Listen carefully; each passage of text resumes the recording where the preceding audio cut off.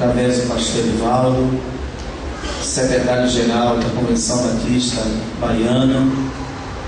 Ali temos a sua família, irmã Ana, Radassa e Marcos. Fiquem em pé, por favor, para que alguns irmãos que não estiveram ontem possam reconhecê-los e dizer o que, irmãos? Sejam bem-vindos em nome do Senhor Jesus Cristo. Voltem sempre, poder sentar. E o pastor Edivaldo já vem desbravando o campo baiano já há alguns meses, recém-chegado à nossa convenção, e aceitou assim o decreto, a portaria, que o convidou para estar conosco nesses dias de aniversário. E essa é uma hora assim, não que seja mais importante, não existe momento mais importante ou menos importante no culto, porque todo culto é importante, porque em todo culto Deus está falando aos nossos corações.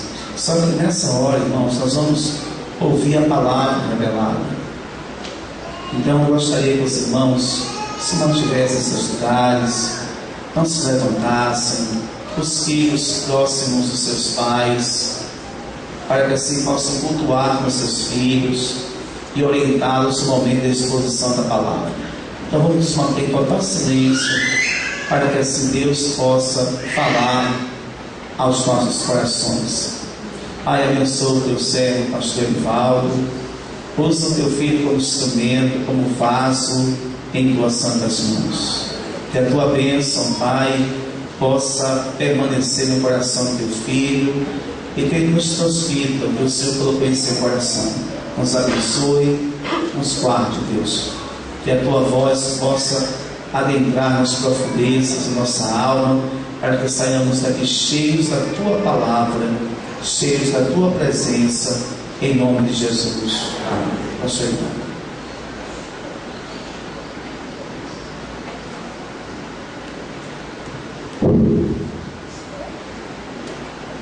Queridos e queridas, graça e paz em Cristo Jesus. Bom estar com vocês. Eu tenho caminhado, pastor Carlinhos Félix, por várias regiões da Bahia, várias cidades e igrejas, mas confesso que Brumado tem nos tratado, se não como uma das melhores anfitriãs. Muito obrigado em todos os sentidos. Inclusive estou tendo cuidado, pastor Ângelo, para não sair daqui com uns 2 quilos a mais, já que a gente tem cuidado, porque às vezes acabamos caminhando na direção do sedentarismo. Embora minha esposa trabalha com área de saúde, a fisioterapeuta está sempre chamando nossa atenção, cuidado com o aspecto físico, com o cuidado com a alimentação, mas quero lhes dizer que estou muito agradecido, muito feliz, louvando a Deus por esta igreja, por esta celebração tão belíssima. O pastor Ângelo está de parabéns, junto com toda a equipe pastoral, os queridos companheiros aí do ministério, as várias congregações que ontem se fizeram presentes. Para nós também um presente estar com o nosso querido Carlinhos Félix, de fato. Uma das músicas que ele cantou hoje, eu acho que nem nascido eu era, me desculpe, mas de fato ele ainda é muito jovem. A questão aí dos cabelos é uma questão natural da caminhada, mas é muito jovem ainda. E louvado seja Deus pela vida dele. A gente tem conversado um pouco no hotel e na vinda para cá, e certamente que ele vai ter, principalmente a Bahia Batista, privilégio de outras regiões também vê-lo. Nós estamos aí para fortalecer esse vínculo e este laço. Minha família também muito feliz, estreitando laços com a família do pastor Ângelo. Hoje pela manhã ainda muito cansado lá da Cachoeira e Rio de Contas, mas se levantaram bem os meninos para a glória do Senhor. E nós queremos, meus irmãos e irmãs, prosseguir com as reflexões sobre os 53 anos da igreja, desta feita no livro de Samuel, 1 Samuel, capítulo de número 8. Os que podem abrir a palavra de Deus, os convidamos para que façam isso, por gentileza. Capítulo 8 de 1 Samuel. Antes de ler, quero destacar 2 questões importantes. Quando o pastor Ângelo usou a expressão decreto e de fato determinação no sentido deste convite para estar aqui, que é honroso, eu também me lembrei da nossa chamada para o trabalho na Secretaria-Geral da Convenção, onde eu tenho dito, tenho agido e procurado agir como servo-geral dos batistas baianos. São 165 mil batistas na Bahia, espalhados em 619 igrejas e 435 congregações, presentes em 371 municípios, ausentes em 46, e temos um projeto chamado Bahia 100% para Cristo, para que até os próximos 4 anos estejamos presentes em todos os municípios. E pelo que eu percebo, a Primeira Batista Missionária em Brumado, ela é estratégica em todos os sentidos. Aqui nessa região, desta associação, que eu primo muito e parabenizo ao pastor Ângelo e toda a liderança da associação, é uma referência da associação. Nós temos 19 associações, e esta daqui se qualifica e se coloca como uma das 8 que está em melhor momento. Não estou falando aqui aspectos simplesmente financeiros, estou falando de saúde, relacionamento, expansão, ampliação, alcance de campos, vínculos que a gente tem realmente estabelecidos, convênios, de modo que esta igreja é estratégica, porque dos 46 municípios ainda que não tem nossa presença, 26 está daqui até o oeste, ou seja, nessa faixa aqui do nosso, principalmente, Alto Sertão, estendendo para o lado do oeste. Mas o que eu quis dizer é o seguinte: estar na secretaria é um decreto de chamado de Deus. Nós estávamos pastoreando a igreja há quase 14 anos, muito bem estabelecido, inclusive profissionalmente na nossa área, minha esposa. E para ouvir essa voz, esse chamado, era preciso ter muita convicção no coração, porque estava muito bem, muito tranquilo. Mas aí você sabe da experiência, como cada pastor, mas também cada ovelha, cada ministro, que entendemos que a melhor coisa da vida é o estar no centro da vontade de Deus, ainda que isso requeira sacrifício, dedicação, empenho. E louva a Deus porque temos entendido assim. O que é que eu estou querendo dizer com isso? Ore por nós. Ore por nós é um pedido do coração, porque os desafios são intensos, as viagens são muitas. A nossa Bahia é um continente maravilhoso, diverso, com, de fato, a, vamos dizer, miscigenação claramente demonstrável. Quando a gente está lá em Teixeira de Freitas e adjacência, parece mais que nós estamos entre capixabas. Quando nós chegamos ali para Luiz Eduardo Magalhães e, de certa maneira, um pouco Barreiros, parece que estamos entre brasilienses, ou seja, a nossa Bahia tem essa diversidade natural e é um desafio constante. Então a gente agradece e reforça o nosso pedido de oração. E a segunda questão é o meu parabéns pela consciência do pastor Ângelo e das igrejas da associação em reconhecer aqueles que trabalharam outrora e que hoje estão com problemas, como é o caso da irmã missionária Maria dos Anjos. Há também o compromisso da conversão. Quando o pastor Ângelo for a Salvador, já nos colocamos à disposição, já vamos mobilizar. Ficamos sabendo também, agora recentemente, para auxiliarmos enquanto conversão também este momento da nossa querida missionária, dado o seu momento de saúde. Então, parabéns igreja, parabéns pastor, parabéns associação, por este entendimento, por este reconhecimento, dando honra a quem merece honra. Louvado seja o Senhor. Vamos ficar de pé então para ler o texto de 1 Samuel, capítulo 8. Quero falar nesta manhã, pelo Espírito Santo do Senhor, sobre 4 portas que não podem ser abertas na nossa vida pessoal, familiar, nem eclesiástica. 4 portas que não podem serem abertas. Tendo Samuel envelhecido, constituiu seus filhos por juízes sobre Israel. O primogênito se chamava Joel, o segundo chamava-se Abias, e foram juízes em Berseba. Porém, os filhos de Samuel não andaram pelos caminhos de Samuel, antes se inclinaram à avareza, aceitaram subornos e perverteram o direito. Então os anciãos todos de Israel se congregaram e vieram a Samuel a Ramá e lhe disseram: vê, já estás idoso e teus filhos não andam pelos teus caminhos. Constitui-nos, pois, agora um rei sobre nós, para que nos governe como o tem as demais nações. Porém, esta palavra não agradou a Samuel, quando disseram: dá-nos um rei para que nos governe. Então Samuel orou ao Senhor, e disse o Senhor a Samuel: atende a voz do povo em tudo quanto te diz, pois não te rejeitou a ti, mas a mim, para eu não reinar sobre ele. Segundo todas as obras que fez desde o dia em que eu tirei do Egito até hoje, pois a mim mesmo me deixou e a outros deuses serviu, assim também o faz a ti. Agora, pois, atende a sua voz, porém adverte-o solenemente e explica-lhe qual será o direito do rei que houver de reinar sobre ele. Referiu Samuel todas as palavras do Senhor ao povo que lhe pedia um rei. Verso 19 diz assim: porém o povo não atendeu a voz de Samuel e disse: não, nós queremos um rei sobre nós a todo custo, para que sejamos também como todas as nações. O nosso rei poderá governar-nos, sair diante de nós e fazer as nossas guerras e pelejas. Ouvindo, pois, Samuel todas as palavras do povo, as repetiu perante o Senhor. Que o Senhor nos fale através dessa passagem. Ó Senhor, fala-nos claramente, objetivamente, que não seja a nossa voz, nada que venha de nós mesmos, mas apenas e absolutamente do Espírito Santo do Senhor.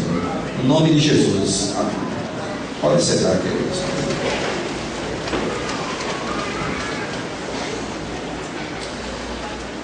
Estamos há 10 dias de terminar o ano, e este ano a Convenção Batista Brasileira trabalhou o tema família, o ideal de Deus para o ser humano, que foi pauta de vários momentos nossos, também como Convenção Batista Baiana, inclusive durante a nossa 91ª Assembleia, da qual alguns irmãos e o seu pastor participaram lá em Itabuna. E eu amo vários momentos que a Bíblia parafraseia e faz de fato metáforas com a igreja, chamando-a de lavoura, de videira, na linguagem de Jesus, lavoura na linguagem de Paulo, edifício na linguagem de Paulo, corpo na linguagem paulina, com os membros valiosos, importantíssimos, cada um por menor que seja, e se sofrer todo o corpo sofre. Também gosto da linguagem da igreja, especialmente como família, de Efésios 2:19. A família que se ama, que se auxilia, a família que se ajuda, a família que não abre mão dos seus membros, a família que quando tem problema, senta, olha nos olhos ao redor da mesa e trata a questão. A família que quando um membro está naquela situação deplorável, talvez até de vício, sofre junto, padece, mas não abre mão do membro da família. Assim é o entendimento que nós temos da igreja, que investe um no outro, que perdoa, que se ama verdadeiramente, que trabalha para o bem do outro. E nós queremos neste momento falar da ideia de família como família núcleo mesmo, tratando o indivíduo, e da família como igreja, a partir da percepção de 4 portas que têm se aberto em algumas famílias e certamente em algumas igrejas, que têm trazido grandes prejuízos.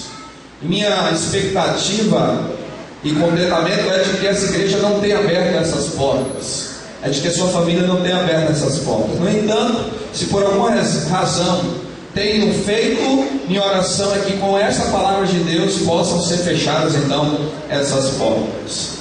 O nosso texto apresenta um momento de transição no meio do povo de Israel. O nosso texto apresenta um pedido do povo, que por si só o pedido não era pecado. A questão foi o tempo e a forma. O povo pediu um rei, mas pediu um rei com a motivação errada. O povo esqueceu que Deus, acima de tudo, era o seu rei, era o seu governante na teocracia, que já vinha então desde o chamamento de Deus para Abraão, seguindo até Moisés, e ali estabelecido depois com exatamente a caminhada do povo de Deus em toda a Palestina até Josué e nos Juízes. Ocorre que o povo pede um rei, tendo como referência, tendo como norte a comparação com as outras nações, e como se o povo fosse de menor expressão, como se o povo fosse de fato desprezível, como se o povo fosse numa linguagem cotidiana, um coitado que não tivesse alguém que cuidasse, que zelasse pelo povo. Eis que de fato, tanto a forma como o tempo não agradou ao Senhor. A Bíblia nos diz que exatamente há algumas verdades aqui no início desse texto, antes de falar das 4 portas, que eu quero que o irmão e a irmã pensem comigo neste momento. A Bíblia diz que Samuel envelheceu, e Samuel, estrategicamente, ele foi um dos homens mais usados pelo Senhor, porque nele mesmo ele inseria e incluía 3 ofícios. Raramente um homem conseguia desenvolver o que Samuel desenvolveu. Samuel foi juiz, Samuel foi sacerdote e Samuel foi profeta. Então, na verdade, 3 ofícios valiosíssimos, que até então eram os 3 principais ofícios da liderança do povo de Deus, estavam presentes na pessoa de Samuel. Um menino diretamente consagrado a Deus, cuja mãe Ana clamou demais por sua chegada e nascimento, e cumpriu o que prometeu, quando diz a palavra que ela falou: se o Senhor me der uma criança e se for um menino, eu entregarei na tua presença, nas tuas mãos. E assim ela fez, ao ponto de que Deus a agraciou e acrescentou mais 5 meninos e uma menina. E a Bíblia diz que justamente ela foi bem-aventurada, porque quando chamada de estéril, passou a ser mãe de muitos filhos, porque foi fiel no voto que fez ao Senhor. E Samuel passou a crescer, então, junto com Eli, na caminhada sacerdotal. Foi reservado e direcionado para o sacerdócio, para o ministério profético e o ministério de governante, que era como o juiz agia. Samuel tinha visto a caminhada de Eli. Eli foi um homem de Deus. Ele foi um servo de referência para o povo de Deus. Mas Eli errou em algo que Samuel não atentou e que acabou errando no mesmo sentido. Sabe o que foi? Na família. Eli era uma referência de sacerdote, de líder, mas Eli descuidou-se da casa, ao ponto que a Bíblia diz que os últimos dias de Eli foram deploráveis, dificílimos, vendo seus filhos praticando prostituição, corrupção, praticando realmente coisas que não agradavam a Deus, pervertendo o direito, ao ponto que a palavra nos diz que a arca do Senhor foi retirada e saqueada no meio do povo, por culpa também dos 2 filhos de Eli, Ofni e Finéias. E a palavra nos diz que quando Eli soube de tudo aquilo que os filhos praticavam e que a arca tinha saído, ele, com desgosto, não se segurou na cadeira, pois já está com a idade avançada, e caiu e quebrou o pescoço e morreu de uma forma realmente terrível. Ocorre que Samuel viu tudo aquilo, e Samuel procurou ser o melhor servo de Deus, mas esqueceu também do principal ministério que cada um de nós tem. Preste atenção nessa palavra de Deus para você e que começa comigo. O meu primeiro ministério não é com a igreja. O meu primeiro ministério não é hoje com a convenção. O meu primeiro ministério não é com a sociedade, é com a minha família. Eu tenho uma responsabilidade com a minha família que, se eu não cuidar, todas as demais áreas da minha vida seguramente arruinarão. Há um ditado clássico, até mesmo daqueles para-choques de caminhão, que vez por outra a gente tem visto, que diz assim: o sucesso na vida não compensa o fracasso no lar. Na verdade, tem muitas pessoas que estão muito bem externamente, com sucesso profissional, sucesso social, sucesso e a fama aí em geral, estão com as suas famílias realmente acabadas, com situações complicadíssimas, com esposas tristes, porque já não dizer segunda, terceira esposa, e com filhos realmente arrasados imensamente. Recentemente foi mais uma vez veiculado aquele filme sobre a biografia de Luiz Gonzaga, e há uma das expressões do Gonzaguinha que é muito interessante, quando diz: o senhor é o rei do Baião aí para todos. Mas que rei é esse que não amou o seu próprio filho e não cuidou da sua própria casa? Então, meu querido e minha querida, Deus está nesse momento renovando para você e para mim principalmente a palavra de que cuidemos da nossa casa. Cuidemos do nosso lar, como estamos enquanto esposos. Qual é a referência para nossa esposa? Quando estamos enquanto esposas, qual é a referência para o nosso esposo? E enquanto pais, como é que os nossos filhos têm nos observado? Como é que estamos nos comportando para com nossos filhos? Qual é a referência?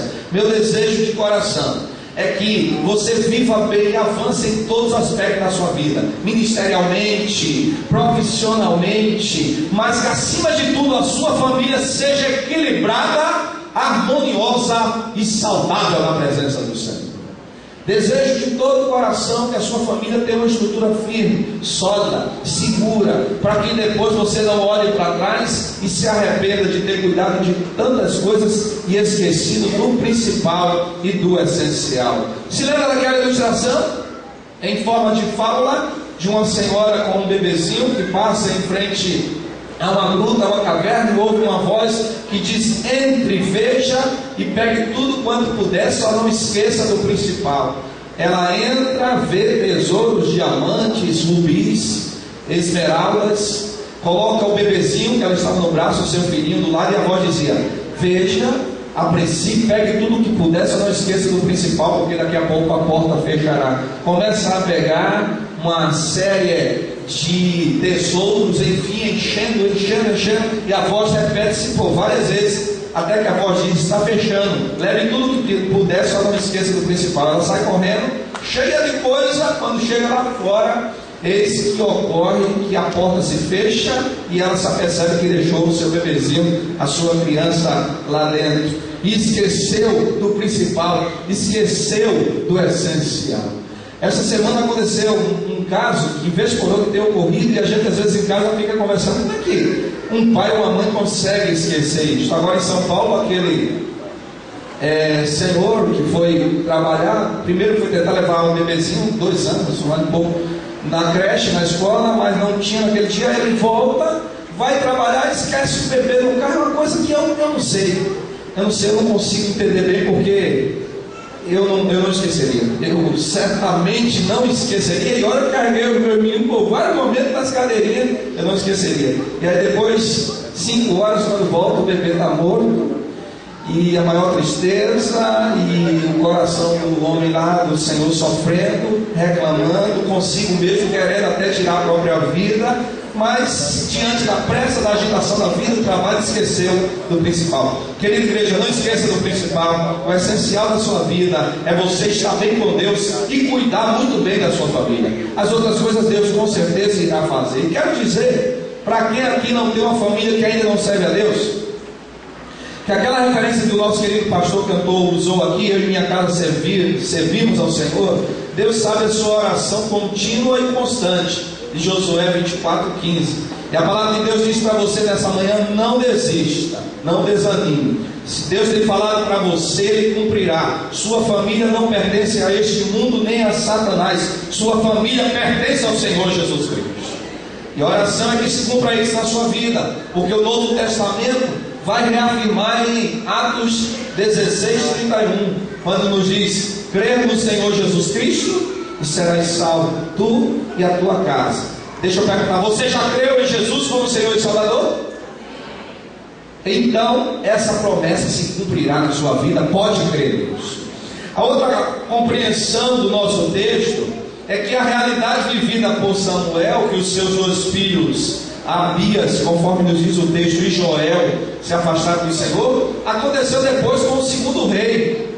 Estão lembrados de Davi? Incorreu no mesmo erro. Excelente rei, referência, mas esqueceu da família e pagou um preço que eu não queria estar na pele dele para pagar. Perseguido pelo filho, depois o filho morre vergonhosamente, pendurado lá numa árvore. Do outro filho se relaciona com a própria irmã, praticando uma prostituição, incesto. Família se desestrutura toda porque esqueceu do principal. E Deus sabe por que está falando isso para você nesta manhã. Então o texto continua nos falando agora sobre as 4 portas que eu quero observar para os irmãos. A primeira porta é a porta da precipitação. Guarda no coração, se não puder anotar, por não ter agora aí um lápis, um papel, mas guarda no coração. A primeira porta que não pode ser aberta na minha vida pessoal, familiar e na minha igreja é a porta da precipitação. O texto nos diz que o povo se precipitou, dizendo que Samuel já estava velho e que os seus filhos não estavam andando por seus caminhos. Eles queriam um rei a todo custo, tendo como referência, como já falamos, a comparação com as outras nações. Mas Deus ia dar um rei para o povo. Havia o tempo certo da chegada do rei. Só que o povo, na verdade, quis antes do tempo que Deus já havia pré-estabelecido. Uma coisa aqui que a gente não pode esquecer, sempre que eu reflito nesse texto, eu gosto de falar isso para as igrejas batistas como nós somos. Em meio aos nossos 6 princípios que nos unem e nos norteiam como batistas, além da doutrina do Novo Testamento, que é a nossa doutrina, a doutrina batista é a doutrina bíblica. A gente não tem corpo doutrinário fora da Bíblia. O Novo Testamento é a nossa doutrina que interpreta o Antigo Testamento. E nós temos 6 princípios. Em meio a eles há um que é a autonomia da igreja local. Só que às vezes a autonomia da igreja local tem sido confundida por alguns irmãos e alguns líderes, até mesmo causando algum desconforto para o pastor. Sei que não ocorre isso aqui, pois percebo a saúde desta igreja, que é o seguinte: a gente decide e a última voz é a nossa. O que importa é o que a Assembleia decide, e a voz da Assembleia é a voz final.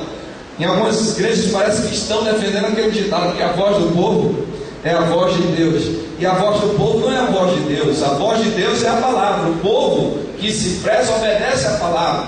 O que é que eu estou querendo dizer? Que antes de sermos democráticos, nós somos teocráticos. Quem nos direciona é a palavra de Deus. Quem dá diretriz para a igreja, até mesmo em assembleias ou cultos administrativos, é a palavra de Deus. Não prevalece a palavra do irmão ou da irmã, mas aquilo que o Espírito Santo quer para a igreja.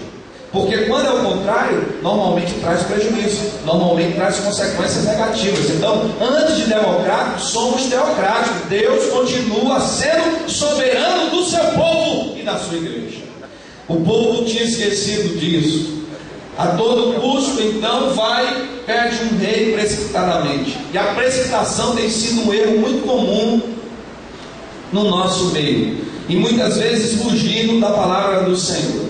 Citar aqui uma ilustração, pedindo paciência à minha família, que já deve ter ouvido em alguns momentos essa ilustração, e você que talvez não tenha ainda ouvido, ouça acerca de um jovem que o pai estava certo de presenteá-lo com um presente muito especial que tanto ele queria, mas aquele jovem quis precipitar esse presente, principalmente da forma errada.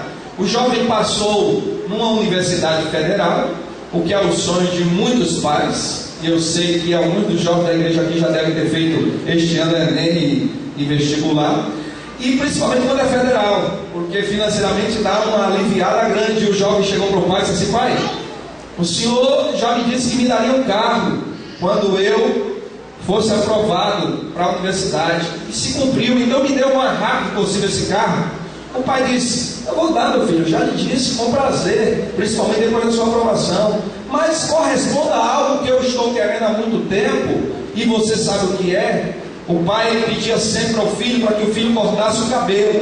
O cabelo do jovem era lá embaixo, das costas lá para baixo, e o pai não se afeiçoava nem se identificava com aquilo. Na verdade, o pai não gostava daquele estilo do filho. E aí o filho começa a usar a Bíblia para as suas desculpas de maneira precipitada e diz: pai, o senhor é pastor, pai, e fica com essa bobagem, essa besteira, sendo enquadrado um retrógrado. O senhor não lê a Bíblia não? Aí começa a usar as desculpas bíblicas. Moisés, o maior de todos os profetas, servo de Deus, que andava com Deus e via Deus face a face, tinha um cabelo grande. Eu não sei onde é que ele fez essa leitura, mas ele disse para o pai: Sansão, pai, homem de Deus, embora tenha caído, mas restaurou a amizade com Deus, tinha um cabelo lá embaixo, e Deus então o abençoou no final da sua vida também. E Jesus, pai, ele fez aquela linguagem dos quadros de Da Vinci e Michelangelo da Idade Média, o Jesus de olhos azuis, americanizado,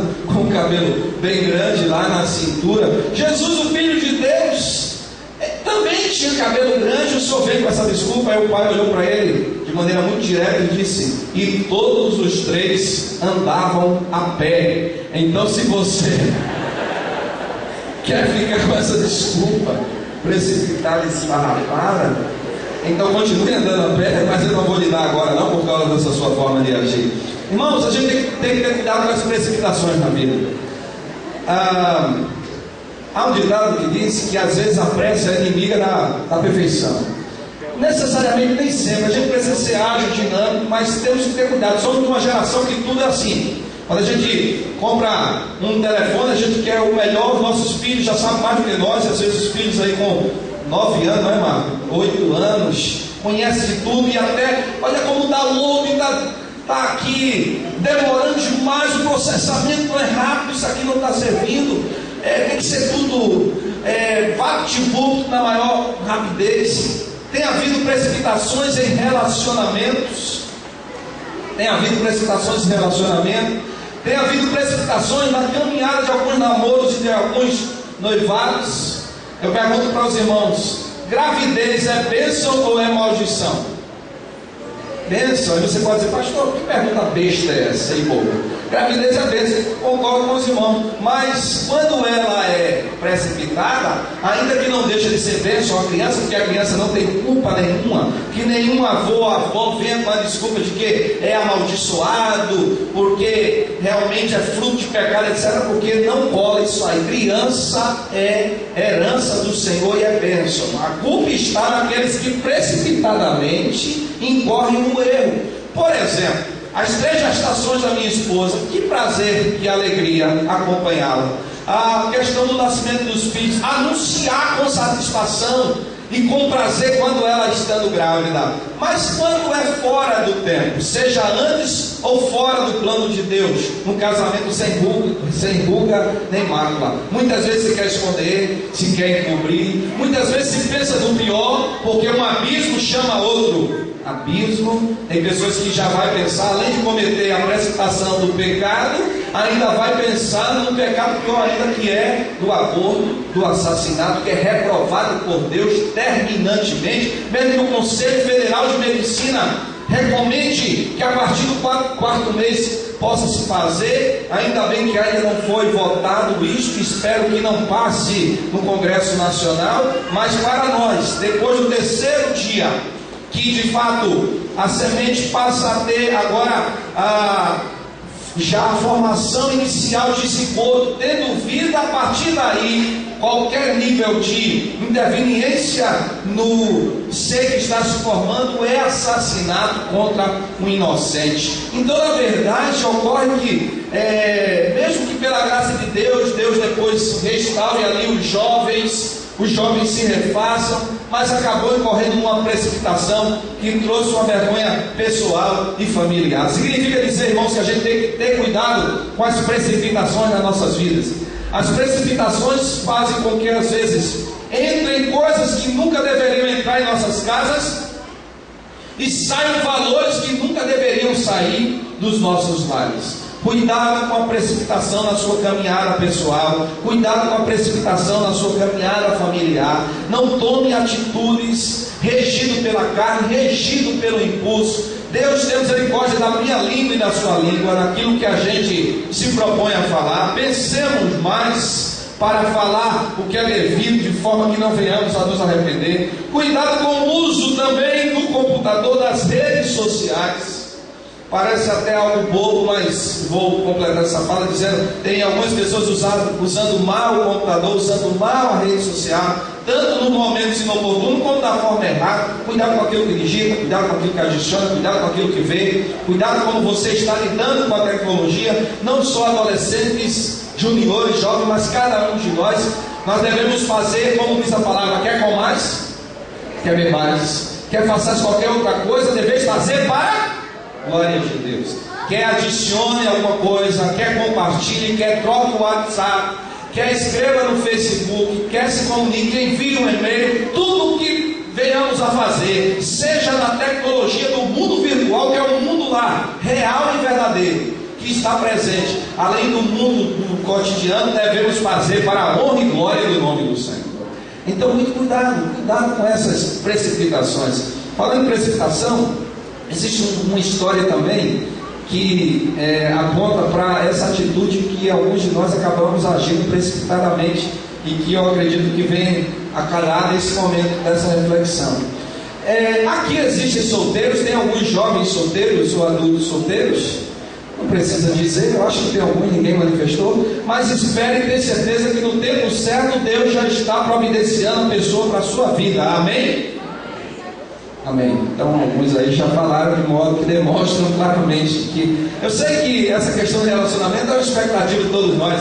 Eu tenho dito, pastor Ângelo, querida igreja, que se há uma realização que alguém pode ter na vida, fora a salvação, que é a principal bênção, depois da criação de Deus, a salvação, é uma família bem instituída na presença do Senhor. Eu posso dizer que sou privilegiado, assim como outras pessoas, como os pastores aqui, os três pastores Irã e também Eufrásio, e todos nós que temos famílias bem estabelecidas, esposas que são mais do que bênçãos, são tão abençoadas que nos escolheram por Deus para serem seus esposos, além dos seus filhos. Falando nisso, sem falar esposas escolhidas para serem nossas esposas, eu vi uma expressão muito interessante dizendo o seguinte: para os esposos, isso me inclui, não critique as escolhas e preferências da sua esposa, porque você é uma dessas escolhas. Então cuidado com a crítica sobre isso. Mas o que eu quis falar sobre precipitação é o seguinte: um namoro tem que ser iniciado conforme a vontade do Senhor, na presença do Senhor. E eu tenho certeza que ainda se mantém essa tradição aqui, do jovem antes de namorar pedir a mão da menina em namoro, pedir ao pai e à mãe e até colocar diante do pastor para o pastor orar pelo namoro. Normalmente acontece, às vezes pode ser a regra, mas acontece.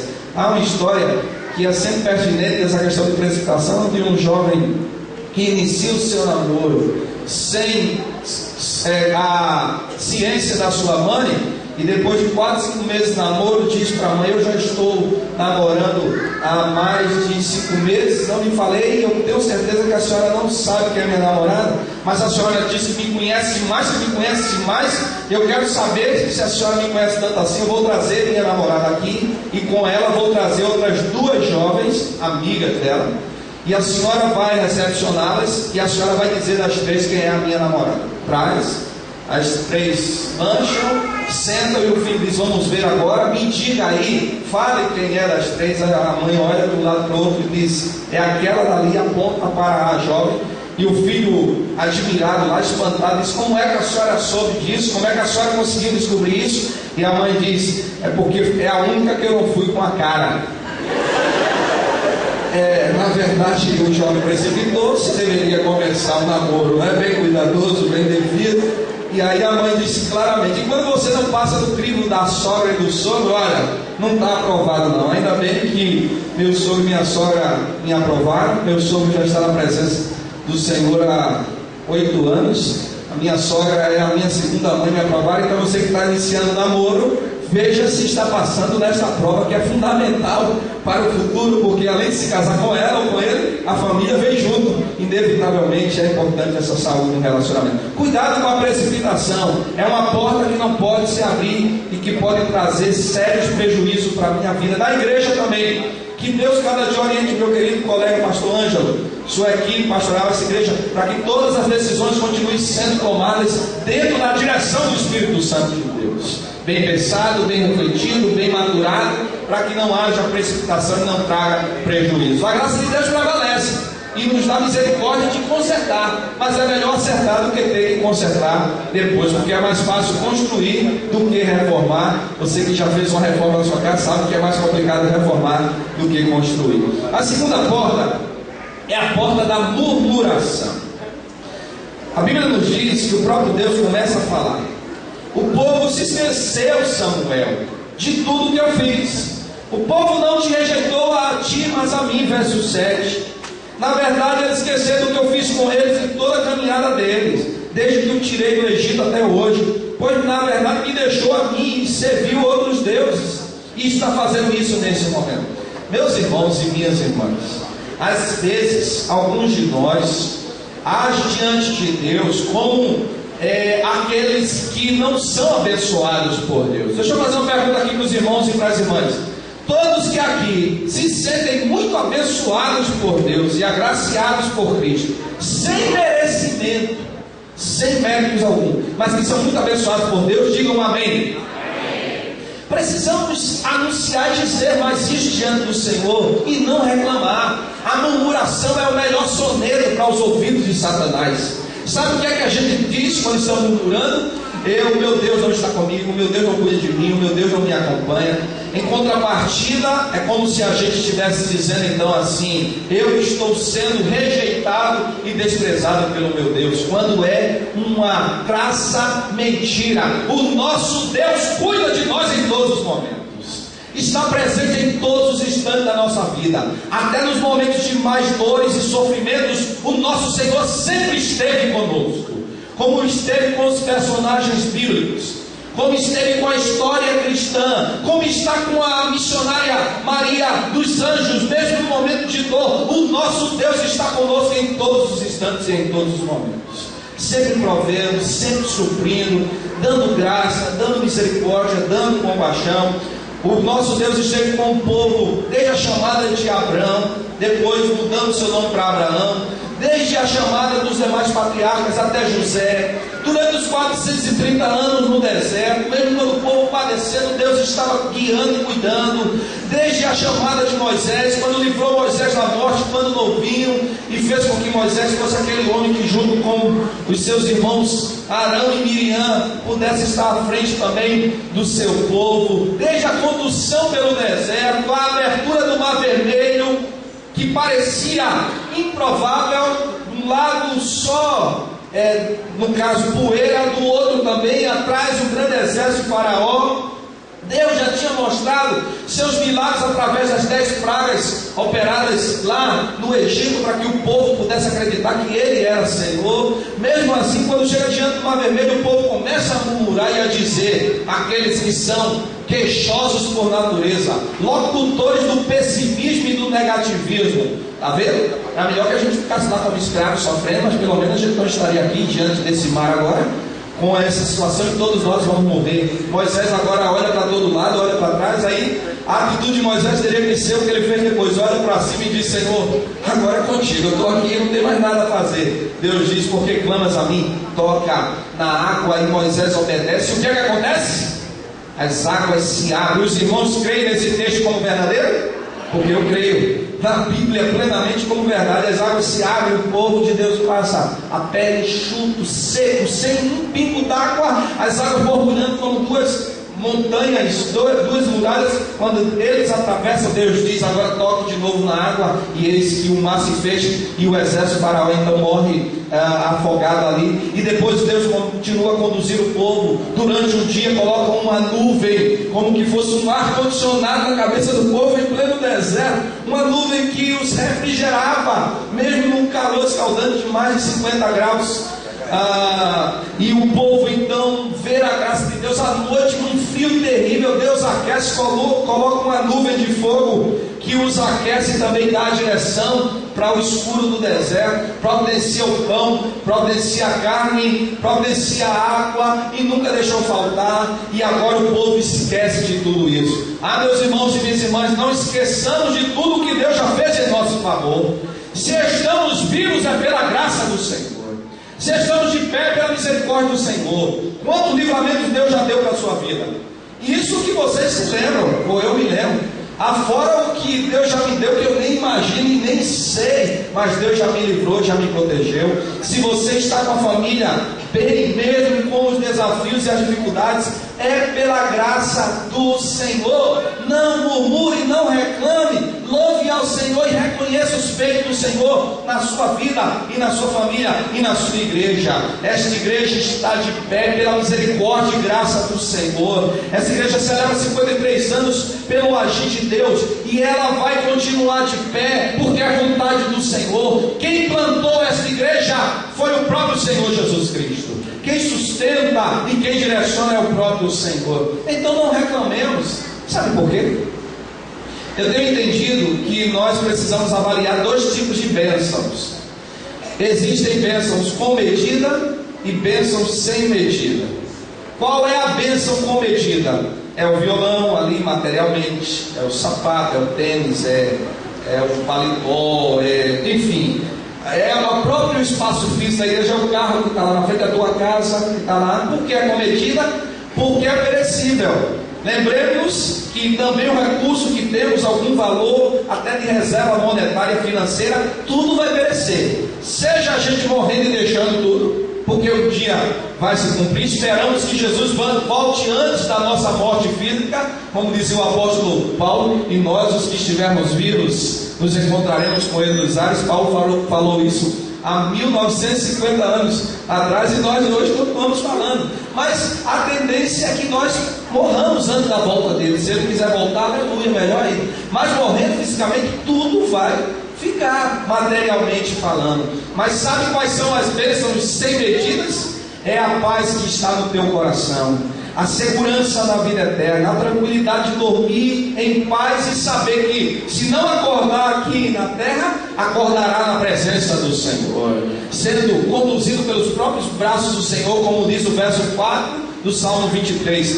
Ainda que eu andasse pelo vale da sombra da morte, não temeria mal algum, porque tu estás comigo, a tua vara e o teu cajado me consolam. Bênção sem medida é a convicção que Deus está controlando e conduzindo sua vida. Bênção sem medida é a alegria que só sabe quem tem Jesus na sua vida. Você desfruta de bênçãos sem medidas, e a nossa ministra de música, entre outros, sabe muito bem.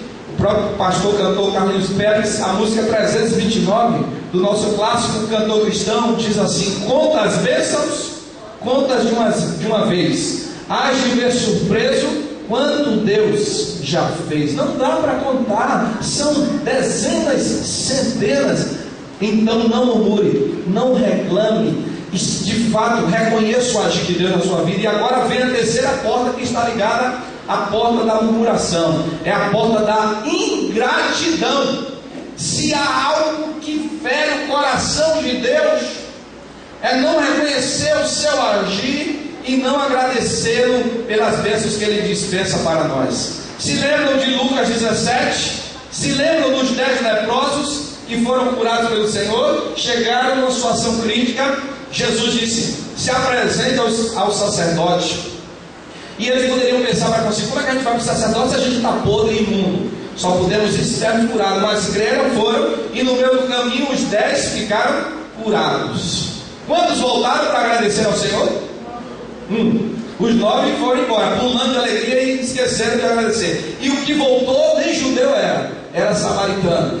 E a Bíblia nos diz que Jesus fala: não foram 10 os limpos e santos? Onde estão os outros 9? Não houve quem voltasse para dar glória a Deus, senão esse estrangeiro, e disse para ele: vai, a tua fé te salvou. A igreja está agradecendo a Deus, celebrando 53 anos, dizendo de fato que grandes coisas o Senhor tem feito no seu meio. Agradeça mais, celebre mais, rejubile mais na presença de Deus. Se ainda existem coisas que Deus vai fazer na sua vida, já agradeça pelo que Ele já fez. Eu estive um dia no culto de gratidão na casa de minha irmã, na igreja que pastoreávamos, e a irmã, uma casa belíssima, mas só que estava na fase de acabamento. Aí quando chegaram vários irmãos, a palavra da irmã, a primeira palavra, mesmo com mais de 200 irmãos, foi: eu agradeço a Deus por esta noite, embora que eu fico triste porque alguns irmãos faltaram. Depois falei para a irmã: não reclame dos que faltaram, agradeça pelos mais de 200 que vieram. E depois colocou: eu espero e peço que os irmãos não reparem aquele detalhezinho ali do interruptor, aquele detalhezinho ali do conector da rede. Aí quando eu peguei a palavra, eu disse: irmã, eu não estava nem reparando, mas agora que a irmã falou, eu vou reparar é tudo mesmo. E disse: olha, a gente tem que agradecer, irmã. A senhora tem uma casa que são raras as pessoas que aqui nesse bairro, nesse nível, tem. Belíssima, Deus lhe tem abençoado. Então a gente precisa agradecer mesmo, celebrar. Isso são detalhes, irmão, que vão se ajustando assim na nossa vida, irmãos. Agradecendo porque Deus já fez muito. O que ainda Ele tem para fazer, Ele confirmará, porque Ele é fiel nas nossas vidas. Mas vamos agradecer pelo que já temos. Se aparentemente está faltando algo, Ele vai acrescentar. Deus vai prover segundo a vontade dEle. Mas vamos agradecer pelo que nós realmente já temos. É exemplo da família. Alguns de nós nos queixamos muito da nossa família. Cumpre-se aquele ditado que a grama do vizinho, para alguns, é melhor do que a sua. O esposo da irmã lá parece que é melhor no sentido de sempre observar que parece ter mais ternura, ter mais forma de lidar. Os filhos parecem melhores, o pai ou a mãe. Muito cuidado com isso. Muito cuidado, porque você às vezes está, na verdade, se auto-prejudicando quando deixa de valorizar a sua família e investir na sua família, que muitas vezes a melhor tem que começar por você. Quando eu falo sobre isso, inevitavelmente, eu me lembro da história que vocês já devem conhecer, não sei quem conhece, de uma irmã que de fato sempre estava vindo para a igreja, mas vinha sozinha, porque o esposo dela deixava na frente da igreja.